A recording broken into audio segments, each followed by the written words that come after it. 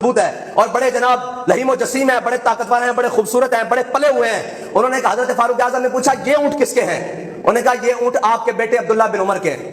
انہوں نے کہا یہ اونٹ یہاں کیا کر رہے ہیں؟ انہوں نے کہا آپ کے بیٹے نے یہاں کسانوں سے بات کی ہوئی ہے، وہ اپنے اونٹ یہاں بھیجتے ہیں اور کسان یہاں پالتے ہیں، پھر جو نفع آتا ہے وہ عبداللہ بن عمر لے جاتے ہیں اور جو قیمت ہوتی ہے کچھ بچت وہ ان کسانوں کو دے جاتے ہیں۔ حضرت فاروق اعظم نے کہا عبداللہ بن عمر کو یہیں پر بلاؤ، اسی منڈی کے اندر ابھی طلب کرو اپنے بیٹے کو۔ کہا ادھر آؤ بیٹے۔ انہوں نے کہا ہاں بھائی یہ باقی اونٹ کھڑے ہوئے ہیں، ان کی صحت اتنی اچھی نہیں ہے، تمہارے اونٹوں کی اچھی کیوں ہے؟ اسی چراگاہوں میں یہ باقی سارے اونٹ بھی چرتے ہیں اور وہی اناج کھاتے ہیں جو تمہارے اونٹ کھاتے ہیں، لیکن ان کی صحت اچھی کیوں ہے؟ تو انہوں نے کہا جناب ذرا زیادہ خیال رکھتے ہیں کسان میرے اونٹوں کا۔ تو حضرت فاروق اعظم کہنے لگے تمہارے اونٹوں کا کسان زیادہ اس لیے خیال رکھتے ہیں کہ تم خلیفۃ المسلمین کے بیٹے ہو، امیر المومنین کے بیٹے ہو، اس لیے تمہارے اونٹوں کا خیال زیادہ رکھا جاتا ہے۔ ابھی ان اونٹوں کو فروخت کرو اور جو ان کی قیمت ہے ان کے برابر قیمت تم رکھ لو، جو باقی زیادہ قیمت میں یہ بک رہے ہیں وہ جا کے بیت المال میں جمع کرواؤ۔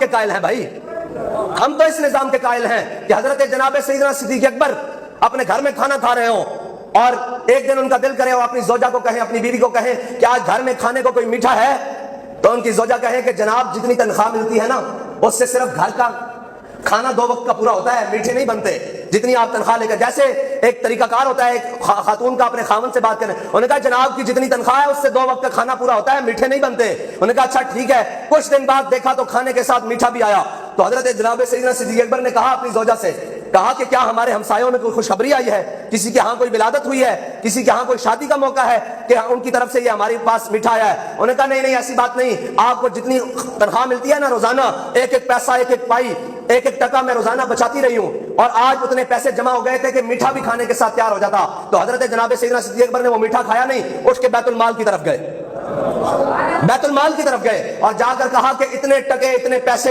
اتنی پائی صدیق کی تنخواہ سے کم کر دیا جائے کیونکہ صدیق کا اس کے بغیر گزارا ہو سکتا ہے۔ ایسے کر کے اپنا مال تجارت، اور یہ تو لوگوں کو بتایا نہیں نا یار دین، قصور ہمارا بھی ہے اس لیے کہ ہم نے بتایا ہی نہیں دین۔ لوگ پوچھتے ہیں اسلام کیا ہے، میں نے کہا سیدنا صدیق اکبر کا پہلا خطبہ آپ جا کے UNO میں سنا دیں، اسلام کا پتہ لگ جائے گا۔ سنا دیتا ہوں حضرت جناب سیدنا صدیق اکبر کا پہلا خطبہ۔ آپ خلیفہ بنے تو آپ نے آ کر پہلے سب لوگوں کو جمع کیا اور کہا ایھا الناس فإنی قد ولیت علیکم ولست بخیرکم فإن أحسنت فأعینونی وإن أسأت فقومونی الصدق امانۃ والکذب خیانۃ والضعیف فیکم قوی عندی حتی ارجع حقہ ان شاء اللہ تعالی علیہ والقوی فیکم ضعیف عندی حتی آخذ الحق منہ ان شاء اللہ تعالی علیہ لا يدع قوما الجہاد فی سبیل اللہ الا خذلهم اللہ بالبلاء ولا تشیء الفاحشۃ الا عمهم اللہ بالذل اطیعونی ما اطاعت اللہ ورسولہ فإن عصیت فلا طاعۃ لی قوموا الی صلاتکم یرحمکم اللہ۔ یہ ہے پہلا خلیفہ، یہ ہے پہلا خلیفہ اور یہ ہے چارٹر آف اسلام۔ لوگ پوچھتے ہیں اسلام کیا ہے، آپ آ کر کیا کریں گے؟ یہ دیکھیں سیدنا صدیق اکبر جن کے بارے میں علامہ اقبال کہتا ہے آمن الناس بر مولا ماں، آپ کلیم اول سینہ ماں۔ اقبال کہتا ہے ہمارے آقا مولا صلی اللہ تعالیٰ علیہ وسلم کی تصدیق کرنے والے، سب سے پہلے تصدیق کرنے والے اور ہمارے طور کے پہلے کلیم ہیں، ہمارے طور کے پہلے کلیم ہیں۔ اور کیا کہا ایھا الناس فإنی قد ولیت علیکم، کہا لوگوں خبردار ہو جاؤ میں تمہارا حاکم بنا دیا گیا ہوں۔ فإن أحسنت فأعینونی، اگر اچھے کام کروں تو میری مدد کرنا، وإن أسأت فقومونی، اگر کہیں دائیں بائیں جاؤں تو پکڑ کے سیدھے راہ پر لگا دینا۔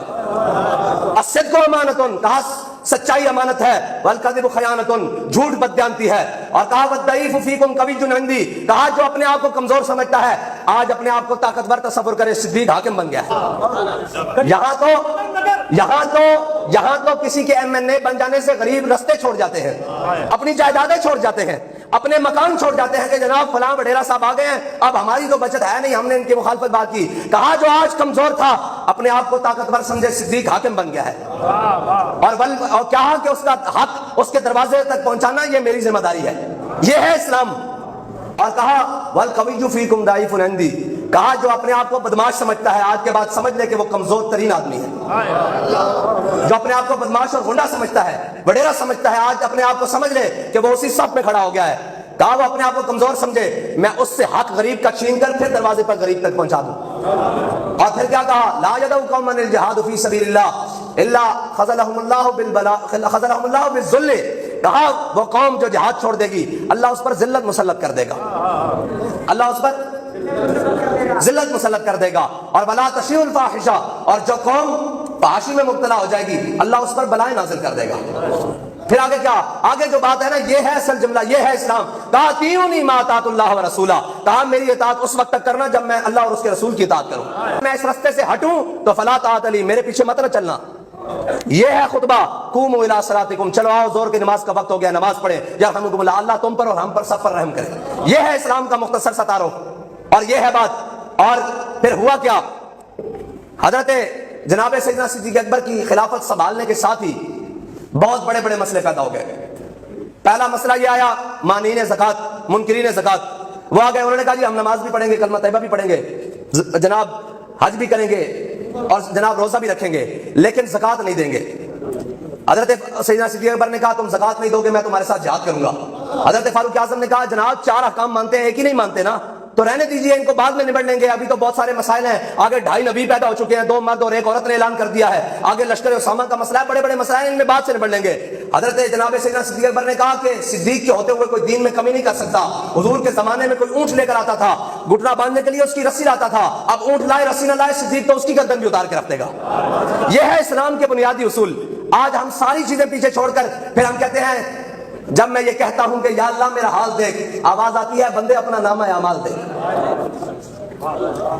حضرت سیدنا صدیق اکبر نے کہا کہ اس کے ساتھ بھی جہاد کروں گا. آگے ختم نبوت کا مسئلہ آیا، وہاں بھی سارے لشکر روانہ کر دیے. حضرت خالد بن ولید کو بھی روانہ کر دیا، حضرت شرحبیل بن حسنہ کو بھی روانہ کر دیا، بڑے حضرت جناب مسنہ کو بھی روانہ کر دیا، حضرت کاکا کو بھی روانہ کر دیا، بڑے بڑے جرنیل صحابہ کو روانہ کر دیا. آگے مسئلہ آ گیا ایک بہت عجیب، یہ ہے بدلے گا زمانہ لاکھ مگر قرآن نہیں بدلا جائے گا.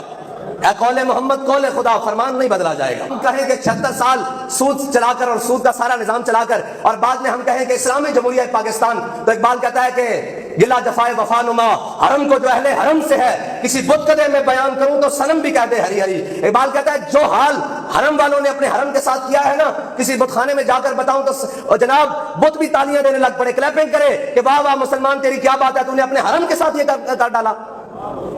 اور جناب آج علامہ اقبال نے بھی دیکھا نا سارا کچھ باہر، اور اس نے بھی یورپ میں دیکھا، مسلمانوں کو بھی دیکھا اور ان کی حالات بھی دیکھے اور ان کے حکمرانوں کی طرز حکمرانی بھی دیکھی. تو وہ پیٹ اٹھا کہنے لگا مکتبوں میں کہیں رانائی افکار بھی ہے، خانقاہوں میں کہیں لذت اسرار بھی ہے، منزل رہنما دور بھی دشوار بھی ہے، اس قافلے میں کوئی قافلہ سالار بھی ہے. کہنے لگا میں مکتبوں میں گیا، وہاں بھی بلڈنگز کی باتیں ہو رہی تھی، وہاں بھی جناب پلاٹوں کی باتیں ہو رہی تھی، وہاں بھی ڈیفنس اور جناب بحریہ میں پلاٹنگ کے حوالے سے باتیں ہو رہی تھی، وہاں کبھی بھی نظام کے بارے میں بات نہیں ہو رہی تھی. کہتا میں وہاں سے اٹھا اور خانقاہ میں گیا، خانقاہ والوں کی جب بات سنی تو وہاں بھی V8 اور فارچونر کی باتیں ہو رہی تھی، دین مصطفیٰ کی بات نہیں ہو رہی تھی. بات کہتا ہے میں مکتبوں میں کہیں رانائی افکار بھی ہے، خانقاہوں میں کہیں لذت اسرار بھی ہے، منزل رہنما دور بھی دشوار بھی ہے. کہتا ہے تیری منزل تو فلسطین تھی. نہیں سمجھ آئی؟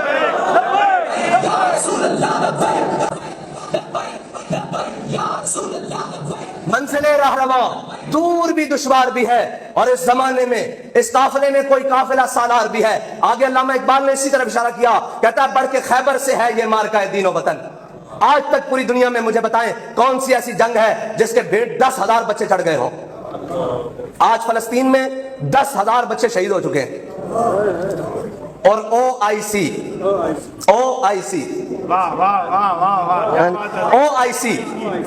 وہ، اور یہ علامہ اقبال پھر اقبال کی بات اس لیے کرتے ہیں کہ اس نے چھوڑا کوئی جناب موضوع نہیں ہے جس پر اس نے نہ سمجھایا امت کو کہ یہ کیا. وہ کہنے لگا یہ تو میں ان سے امید ہے، یہ جو OIC میں کھڑے ہیں دامن اسلامی مردے، ممالک نہیں ہے بھائی، ممالک نہیں ہے، یہ مردے ہیں. اگر ممالک ہوتے کم از کم غزہ پر بمباری تو بند کرواتے، نہ بھجوائیں جناب دوائیاں، نہ بھجوائیں خوراک، کم از کم ان کی قتل و غارت تو بند کرواتے ہیں. لیکن کسی نے ان کی بات سنی ہے؟ کیونکہ بھائی مانگنے والوں کی کبھی باتیں سنی گئی ہیں، کبھی بے حیا اور بے غیرت لوگوں کی بھی باتیں سنی گئی ہیں پوری دنیا میں؟ نہیں سنی جاتی بھائی. باز ضمیر لوگوں کی بات سنی جاتی ہے، طاقتوروں کی بات سنی جاتی ہے، قوت رکھنے والوں کی بات سنی جاتی ہے. قرآن نے کہا وَأَعِدُّوا لَهُم مَّا اسْتَطَعْتُم مِّن قُوَّةٍ وَمِن رِّبَاطِ الْخَيْلِ تُرْهِبُونَ بِهِ عَدُوَّ اللَّهِ وَعَدُوَّكُمْ. لیکن کہاں ہم تو آج مست ہو گئے اپنے اپنے جناب خانقاہوں میں، اپنے اپنے مکتبوں میں، اپنے اپنے جس کو جو مفاد ملا وہ کہتا میں یہاں چودھری بن کے بیٹھ گیا ہوں، مجھے اس سے کیا لگے. اقبال نے جب ان کو دیکھا نا، اقبال کی روح نے 57 اسلامی مردے بشمول پاکستان کے سربراہان جب سامنے کھڑے تھے اور فلسطین کی جناب چیختی اور چیخڑے اڑتی لاشوں کو سامنے دیکھ کر اقبال کہنے لگا وضع میں ہو تم نصارا اور تمدن میں ہنود، یہ وہ مسلم ہے جنہیں دیکھ کے شرمائے یہود. اور آگے کیا کہا علامہ نے جو اس موضوع پر